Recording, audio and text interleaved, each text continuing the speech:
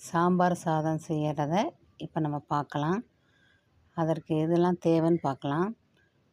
1 cup அரிசி, பாதி cup துவரம் பருப்பு, பாதி கப்பு பாசி பருப்பு போட்டு நல்லா தண்ணி ஊற்றி களைஞ்சிட்டு ஒரு 1/4 மணி நேரம் ஊற வச்சிடணும்.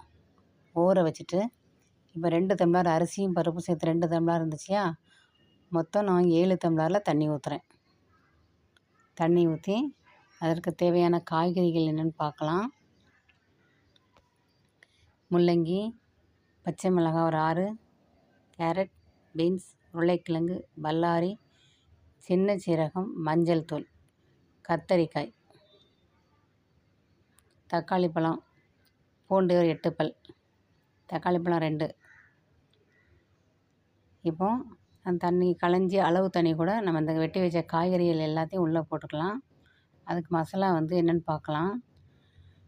சாம்பார் பொடி ஒரு 1½ ஸ்பூன், குழம்பு மிளகாத்தூள் ஒரு 2 ஸ்பூன், கல் உப்பு தேவைக்கு ஏற்ப, அப்புறம் காயத்தூள் கொஞ்சம் உள்ளே போட்டுக்கிறோம். நம்ம இந்த மசாலாவெல்லாம் உள்ளே போட்டுட்டு காயத்தூள் கொஞ்சம் உள்ளே போட்டுக்கணும்.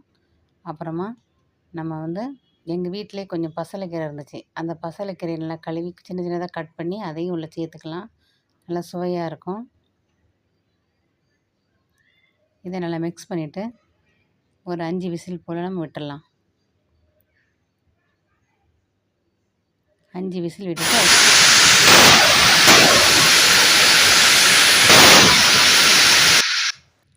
விசில் அடங்கிடுச்சு. இப்போ நம்ம குக்கர் திறந்துட்டு அது கூட நம்ம 2 சேர்க்க போகிறோம். முருங்கைக்கீரையும் கொத்தமல்லி தழையும் உள்ளே போட்டு மிக்ஸ் பண்ண போகிறோம். நம்ம முருங்கைக்கீரை ஒரு கொத்து, கொத்தமல்லி தழை கொஞ்சம், அதை உள்ளே போட்டு நல்லா மிக்ஸ் பண்ணி கரண்டியை வச்சு அந்த சாதத்தை நல்லா மசிச்சு விடணும். கரண்டியை வச்சு நல்லா சாதத்தை மசிச்சு விட்டுட்டு ஒரு மூடி போட்டு ஒரு 10 நிமிஷம் விட்டுடலாம். நல்லா மசிச்சாச்சு, மூடி போட்டுடலாம் 10 நிமிஷம். அதுக்கப்புறம் நம்ம தாளிக்கலாம். 10 நிமிஷம் ஆயிடுச்சு. இப்படி தான் இருக்கும் சாம்பார் சாதம். தாளிப்புக்கு என்னெல்லாம் தேவைன்னு பார்க்கலாம்.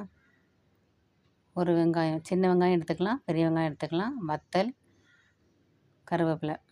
அடுப்பில் எண்ணெய் காஞ்சிச்சு, கடுகு போட்டுக்கலாம். வெங்காயம், வத்தல், கருவேப்பிலை போட்டுக்கலாம்.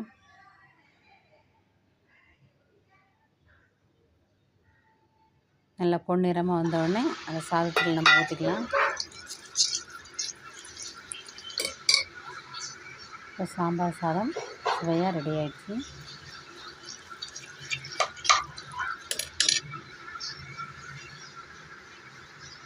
நீங்களும் இந்த சாம்பார் சாதத்தை செஞ்சு பார்த்துட்டு நல்லா வந்துச்சான்னு கமெண்ட் பண்ணுங்கள்.